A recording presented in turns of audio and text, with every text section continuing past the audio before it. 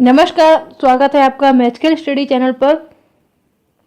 आज हम UGC net paper 2 विषय हिंदी से संबंधित इकाई 4 लेकर आपके समक्ष उपस्थित हैं। तो इकाई 4 जो कि संबंधित है वैचारिक पृष्ठभूमि से, तो उसका आज हम भाग 1 डिस्कस करेंगे। तो भाग 1 यानी पहला टॉपिक जो है वो है भारतीय नव जागरण और स्वाधीनता आंदोलन की वैचारिक पृष्ठभूमि। तो इसी को हम आज डिटेल में डिस्कस करने वाले हैं। अगर आपने अभी तक क्लासेस ज्वाइन नहीं की हैं तो आप प्रतिदिन सुबह 7 बजे और रात 9 बजे ज्वाइन कर सकते हैं क्लास। और प्रीवियस वीडियो प्राप्त करने के लिए आप प्लेलिस्ट में जा सकते हैं। यूजीसी नेट हिंदी नाम से एक प्लेलिस्ट है पूरा, उसमें सभी यूजीसी नेट से ही संबंधित सभी वीडियो होंगे और सिलेबस के अकॉर्डिंग होंगे। और अगर आपको पीडीएफ चाहिए है, नोट चाहिए हैं, तो वो आप टेलीग्राम ग्रुप से और व्हाट्सएप ग्रुप से प्राप्त कर सकते हैं प्रत्येक संडे को। तो चलिए शुरू करते हैं आज की क्लास, जो कि संबंधित है भारतीय नव जागरण और स्वाधीनता आंदोलन की वैचारिक पृष्ठभूमि से। तो नव जागरण क्या है ये पहले हम समझेंगे। भारतीय नव जागरण क्या था तो और इसके अर्थ क्या है कि सभी जो साहित्यकार हुए हैं उन्होंने उसको क्या नाम दिया है, वो सब कुछ। तो 19वीं शताब्दी को भारतीय नवजागरण काल माना जाता है और इसके अन्य नाम जो थे वो रेनेसा है, पुनरुत्थान है, पुनर्जागरण, नवोत्थान, नवजागरण, ये सभी इसको अलग अलग नाम दिए थे। और ये अंग्रेजी के रेनेसा शब्द से बना हुआ है और हिंदी में इसके लिए रेनेसा शब्द के लिए हिंदी में इसका प्रयोग किया गया है, तब इसको पुनर्जागरण नाम दिया गया है। और रामधारी सिंह दिनकर जी जो हैं उन्होंने अपने ग्रंथ संस्कृत के 4 अध्याय में इसको नवोत्थान नाम दिया था, नीलम जी हेलो। और जो इस समय नवोत्थान के लिए, ये पुनर्जागरण काल के लिए जो नया शब्द प्रयोग होता है वो नवजागरण प्रयोग होता है। और नवजागरण का शब्द का प्रयोग सबसे पहले रामविलास शर्मा जी ने किया था अपनी पुस्तक महावीर प्रसाद द्विवेदी और नवजागरण में किया था उन्होंने इस शब्द का प्रयोग। तो अब हम इसको समझेंगे राष्ट्रीय जागरण की प्रवृत्ति क्या है। तो ये तो हुई बात नाम, इसका नामकरण किसने किया, उसको क्या क्या नाम दिए गए। तो एक सामान्य अर्थ है कि जो जागरण, जो नवजागरण शब्द है ये क्यों प्रयोग होता है। तो जब भी किसी भी प्रदेश में, किसी भी देश में सांस्कृतिक रूप से या सामाजिक कारणों से या फिर राजनीतिक कारणों से कुछ परिवर्तन होते हैं, कुछ बदलाव होते हैं और जो समाज के लिए हितकर होते हैं, तो उन्हीं को ही नवजागरण का नाम दिया गया।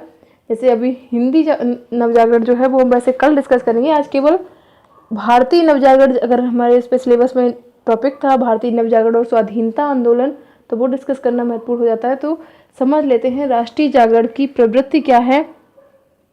तो राष्ट्रीय जागरण का प्रभाव प्रत्येक समाज क्षेत्र की अपनी सामाजिक, सांस्कृतिक, राजनीतिक और आर्थिक दशाएं होता है। जैसा मैंने बताया अभी कि जो भी वहाँ की परिस्थितियाँ होंगी उससे संबंध होता है राष्ट्रीय जागरण का। उनमें इस तरह का भावना उत्पन्न की जाती है, इस तरह का बदलाव आता है समाज में कि वो उस चीज़ के प्रति, या कोई जैसे कुछ बुराइयां हो समाज में, जैसे भारत में व्याप्त था जो कुप्रथाएं थी, कुछ सती प्रथा कहें या फिर बाल विवाह, तो उनके प्रति जो महान जैसे राजा राम मोहन राय ने कार्य किया, तो ये सभी जो समाज सुधारक जो थे उन्होंने जो कार्य किया, उन्होंने नव जागरण काल का वहीं से प्रारंभ माना जाता है। नीलम जी हेलो। तो भारत में बाह्य आक्रमण और अंग्रेजी उपनिवेश के कारण देश की सांस्कृतिक और सामाजिक पहचान धुंधलाने लगी थी, जिसके परिणाम स्वरूप भारत में नवजागरण का प्रारंभ हुआ था। और यही एक कारण था जहाँ से इसमें भारत में एक नवजागरण का प्रारंभ शुरू हुआ, क्योंकि बहुत ही जो हम वैसे तो नवजागरण पहले डिस्कस कर चुके हैं, ये हमारे यूनिट 2 में भी था। तो इसमें सांस्कृतिक, सामाजिक, राजनीतिक दशाएं जो होती हैं, घटनाएं जो होती हैं, उनके आधार पर बदलाव जब आते हैं उन्हीं को ही नवजागरण नाम दिया जाता है। और नवजागरण की उत्पत्ति कैसे हुई भारत में, तो नवजागरण में राजनीतिक, सामाजिक, धार्मिक, आर्थिक क्षेत्र में एक नवीन चिंतन प्रारंभ हुआ।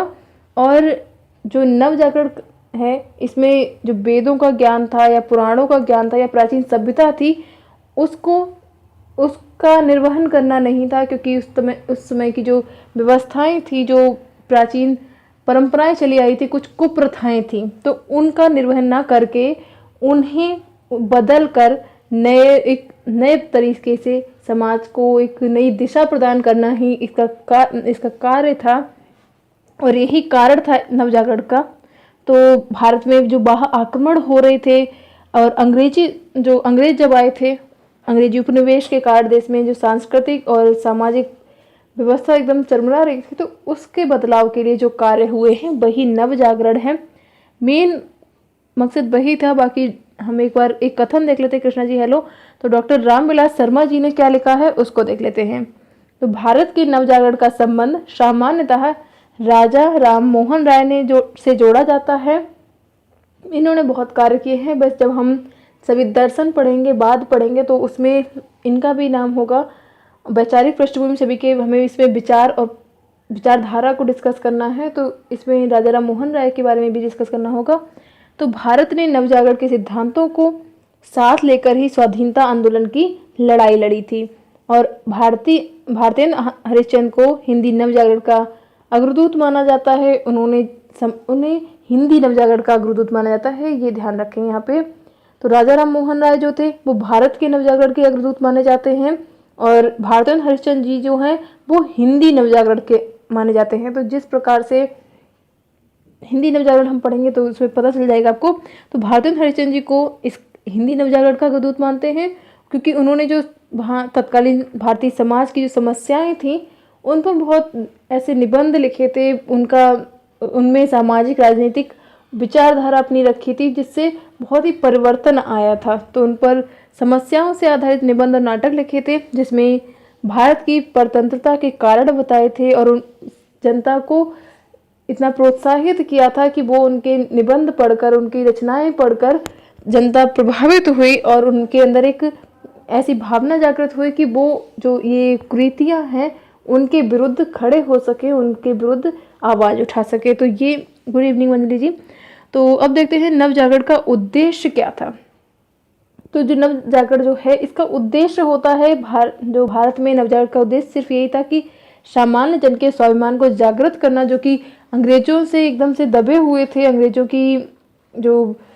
अंग्रेजों का जो अत्याचार था उसको सहन कर रहे थे, तो उसके प्रति उनको जागृत करना और ताकि वो अपने स्वाभिमान के लिए लड़ सके और जो सामाजिक, राजनीतिक, धार्मिक क्षेत्र में अपने मूल अधिकारों को प्राप्त करके स्वतंत्रता प्राप्त करना मूल उद्देश्य था उस समय नवजागरण का। तो नवजागरण का स्वाधीनता आंदोलन पर बहुत प्रभाव पड़ा था इन सभी विचारधाराओं का।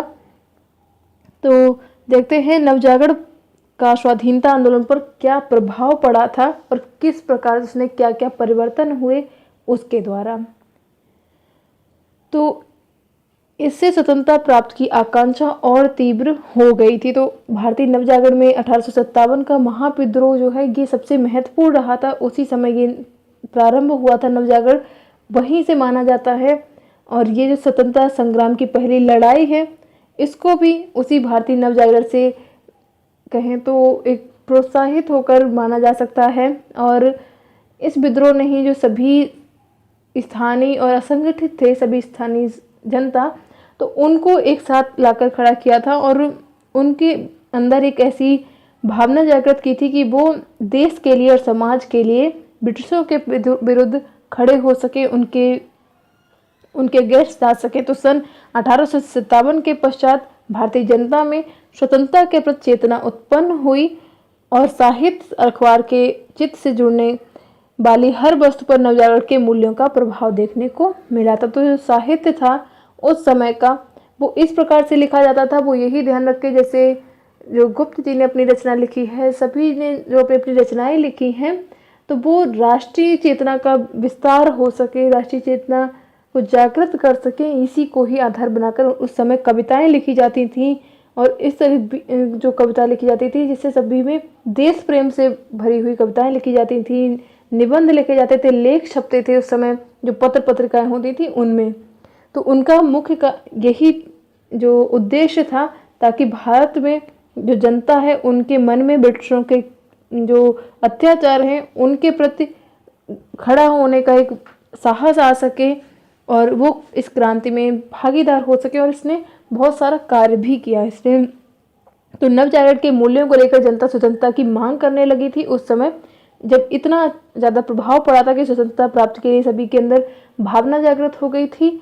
और जो 1857 की जो के बाद भारतीय जनता में स्वतंत्रता के प्रति एकदम से उनको ऐसा लगने लगा कि अब और नहीं सहना है, अब इस जो ब्रिटिशों का जो अत्याचार है उसके विरुद्ध हमें खड़ा ही होना। तो वो उस चीज़ के लिए वो जो पत्रिकाएं थी उनके माध्यम से बहुत जागृत हुए, और जो समाज सुधारक थे उनकी विचारधाराओं से भी बहुत प्रभावित हुए। तो यही नवजागरण का उद्देश्य था जो कि पूर्ण हुआ, और इसमें उन्होंने नवजागरण के मूल्यों को लेकर जनता स्वतंत्रता की मांग करने लगी थी।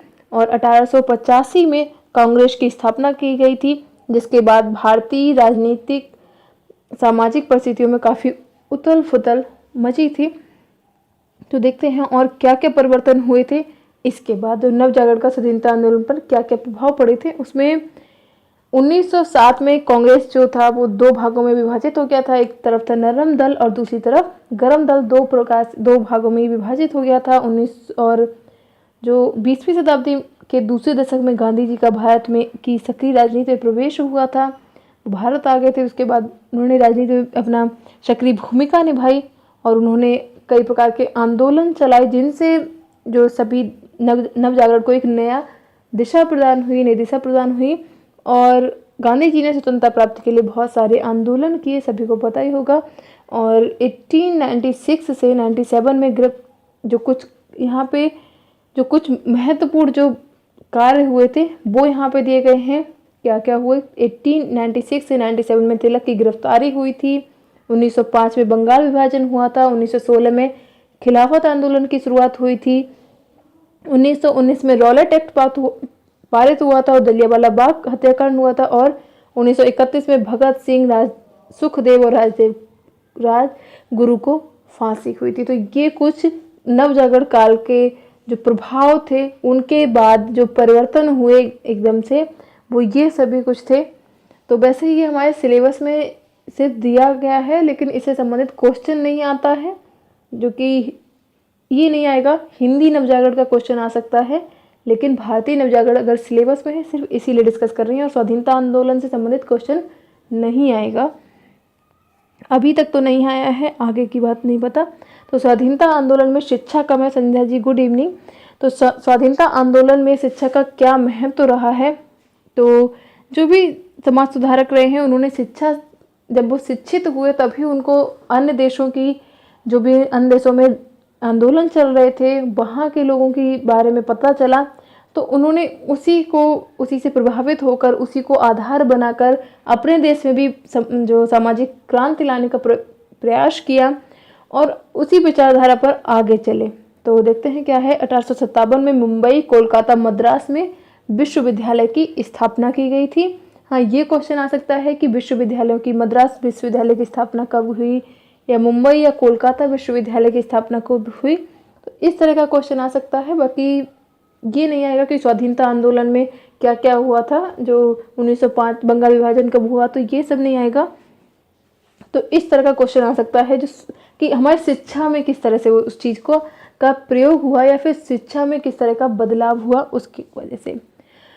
तो 1887 में मुंबई, कोलकाता और मद्रास में विश्वविद्यालयों की स्थापना हुई थी, और अंग्रेजों द्वारा स्थापित शैक्षणिक संस्थानों में भारतीयों ने जो शिक्षा प्राप्त की उस पे उन यूरोप के प्रजातांत्रिक विचारों और विभिन्न देशों में स्वतंत्रता प्राप्ति के लिए हुए राष्ट्रीय संघर्ष से अवगत कराया गया। तो उन्हीं शिक्षा में जो उन्हें प्राप्त हुई थी शैक्षणिक संस्थानों में ही बताया गया था कि कहाँ क्या आंदोलन चल रहा है और उनकी क्या विचारधाराएं हैं, उन्होंने किस प्रकार से अपने देश को स्वतंत्रता प्राप्त करवाई है।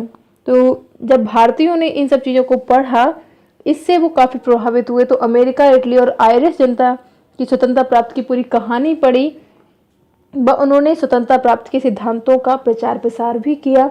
तो ये शिक्षित भारतीय ही स्वतंत्रता संग्राम के आंदोलन के वैचारिक और राजनीतिक नेता बने। तो ये ही जो लोग थे जो शिक्षित होकर आगे बढ़े, तो फिर इन्होंने आगे जाकर भारत को भी स्वतंत्र कराने का बहुत कार्य किया। सभी उन्होंने भी उसी तरह से जो यूरोपीय देश थे उनसे प्रभावित होकर ही अपने देश का मार्गदर्शन किया, जिसके वजह से ही आज हम स्वतंत्र हैं। और अगला है नवजागरण काल में समाज में व्याप्त कुरीतियाँ। तो कुरीतियाँ बहुत सारी थी उस समय व्याप्त, चाहे छुआछूत हो, चाहे जाति के आधार पर हो, या पुनर्विवाह की बात करें तो भारत में एक तरफ जहाँ वैचारिक आंदोलन शुरू हो रहा था, वहीं दूसरी ओर भारत में जो सामाजिक बुराइयां व्याप्त थीं, कुरीतियां व्याप्त थीं, उनके लिए भी जो समाज सुधारक थे उन्होंने बहुत कार्य किए हैं। जैसे जाति प्रथा है, छुआछूत जो थी, और जो स्त्रियों की दशा थी वो इतनी अच्छी नहीं थी, क्योंकि जो जब विधवा विवाह जो था उस समय व्याप्त था, विधवा विवाह पुनर्विवाह की अनुमति नहीं थी, तो सती प्रथा व्याप्त थी। तो अगर कोई हिंदू स्त्री होती थी तो उसका पति अगर खत्म हो जाता था, उसकी मृत्यु हो जाती थी, तो उसको भी, पत्नी को भी आग के हवाले कर दिया जाता था। तो यही सब जो बुराइयां थी, इनके लिए सभी समाज सुधारक आगे आए, उन्होंने कार्य किया है।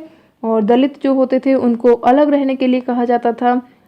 तो शिक्षित वर्ग में जब शिक्षित हो गए, उन्होंने समाज में इसके प्रति बहुत ही कार्य किया, उन्होंने लोगों को समझाया इस चीज़ के प्रति, और जो गलत जो व्याप्त थी कुरीतियाँ, उनके प्रति उन्होंने एक हर तरह से, चाहे समाज को लेकर हो या फिर कुछ इस तरह के कुछ नियम बनाए, जिसके बाद वो सभी कुछ समाप्त धीरे धीरे होने लगे। हमें आगे उनको डिस्कस करना है डिटेल में ही, क्योंकि इसमें है आगे गांधी जी का क्या दर्शन था, तो सभी कुछ उनके डिस्कस करने पड़ेंगे। तो समाज सुधारकों में जैसे ज्योतिबा फुले आते हैं, राजा राम मोहन राय आते हैं, दयानंद सरस्वती आते हैं, तो इन सभी ने बहुत कार्य किए हैं। और समाज सुधारकों ने सामाजिक संगठन की स्थापना कर इन कुरीतियों के विरुद्ध आंदोलन खड़े किए, और बहुत से सामाजिक राजनीतिक सुधार हुए इसके बाद, और इसी को ही भारतीय नवजागरण की संज्ञा दी गई थी। तो मेन जो है यही है कि जो समाज, हाँ बिल्कुल, ये सभी अरिहंत की बुक में आपको मिल जाएगा। तो ये जो है, ये आपको अगर पढ़ना है तो वैचारिक पृष्ठभूमि से मैंने पहले ही बता दिया, इतना इसमें डिटेल में नहीं आता है। सिर्फ ये आएगा तो हिंदी नवजागरण के क्वेश्चन आएंगे, ये हम पहले भी कर चुके हैं अलग अलग तरह से। जब हमने डिस्कस किया था भारतीय युग, उनसे पहले भारतीय और नवजागरण डिस्कस कर लिया था। जब द्विवेदी युग पढ़ने आए तो उसमें भी क्लियर कर लिया है, लेकिन फिर भी एक अलग से ये पूरा सिलेबस में दिया गया है, तो ये एक तरह से कर लेते हैं। तो नवजागरण के क्या परिणाम हुए उनकी बात कर लेते हैं। तो नवजागरण के मूल्यों द्वारा समाज और देश में को नई शक्ति प्रदान की गई। राजा राम मोहन राय जो थे, उन्होंने समाज सुधार के वो प्रतीक बने। भारतीय हरिश्चंद्र जी ने नवजागरण युक्त रचनाओं और स्वाधीनता का मार्ग प्रशस्त किया। और जिस समय भारतीय जनता स्वतंत्रता प्राप्त के लिए प्रयासरत थी, उस समय गांधी जी ने स्वतंत्रता प्राप्त के लिए बहुत सारे प्रयास किए, और उन्होंने स्वाधीनता आंदोलन का प्रतिनिधित्व किया था। और जो ज्योतिबा फुले हुए या डॉक्टर अंबेडकर हैं, इन्होंने शोषित व पिछड़े वर्ग का नेतृत्व किया था। तो यही सब परिणाम हुए, और नवजागरण काल में ही आधुनिक भारत की नींव रखी गई। और भारतीय नवजागरण काल को समानता व आधुनिक भारत का आधार कहा जा सकता है। तो बस यही था हमारा ये छोटा सा टॉपिक, जो कि संबंधित था भारतीय नवजागरण और स्वाधीनता आंदोलन से। तो अगर आपको ये वीडियो उपयोगी लगा हो तो प्लीज़ लाइक कर दें। और बस ऐसा कुछ, इससे जो क्वेश्चन आएंगे, जो महत्वपूर्ण क्वेश्चन होंगे, वो सिर्फ आएंगे कि कौन सी आंदोलन किए किसने, या किसने समाज सुधारक जो हैं, जैसे राजा राम मोहन राय ने किस चीज़, क्या उन्होंने किया, किस कार्य के लिए उन्होंने समाज में क्या उनकी वजह से परिवर्तन आया। इस तरह के क्वेश्चन आएंगे, जो कि हमें आगे डिस्कस करने होंगे अगले चैप्टर में। चैप्टर नहीं, अगले इसी चैप्टर में है, अगले टॉपिक में। तो भारतीय समाजवाद की पृष्ठभूमि अगर करें, या फिर लोहिया दर्शन था, या मार्क्सवाद, इन सब को डिस्कस करना होगा। तो ये हमारे कुछ अन्य माध्यम हैं, तो जहाँ पे आप हमसे जुड़ सकते हैं। यूट्यूब पर तो आप जुड़े ही हुए हैं, तो टेलीग्राम ग्रुप पे अगर आपको PDF चाहिए है, सभी नोट्स चाहिए हैं, तो आप वो कल सुबह 7 बजे की क्लास में टॉपिक होगा हिंदी नवजागरण, सिर्फ हिंदी नवजागरण होगा। और खड़ी बोली आंदोलन जो है, तो मुख्य तो वैसे ये आपको अरिहंत की बुक हो, अरिहंत की बुक मैं हमेशा ही कहती हूँ अरिहंत की बुक ले लें, तो उससे ही मिल जाएगा सभी टॉपिक। तो बाकी कर लेते हैं कल सुबह हिंदी नवजागरण को। और ज़्यादा टॉपिक नहीं है, 2 दिन में इकाई को पूरा ख़त्म करेंगे, उसके बाद शुरू करेंगे हिंदी कविता, जो कि 101वीं क्लास होगी, इसलिए इसको 6 पार्ट में ही करेंगे। इसके जितने भी टॉपिक हैं, भारतीय और हिंदी नवजागरण, महावीर प्रसाद द्विवेदी और हिंदी नवजागरण, ये तो वैसे भी हम पहले कर चुके हैं, लेकिन फिर से करेंगे क्योंकि ये इस यूनिट में भी दिया गया है। तो गांधीवादी दर्शन, अंबेडकर दर्शन, लोहिया दर्शन, तो ये दर्शन और ये जो सभी प्रमुख बांध होते हैं, ये क्या, इनका क्या मतलब है, उन सभी को भी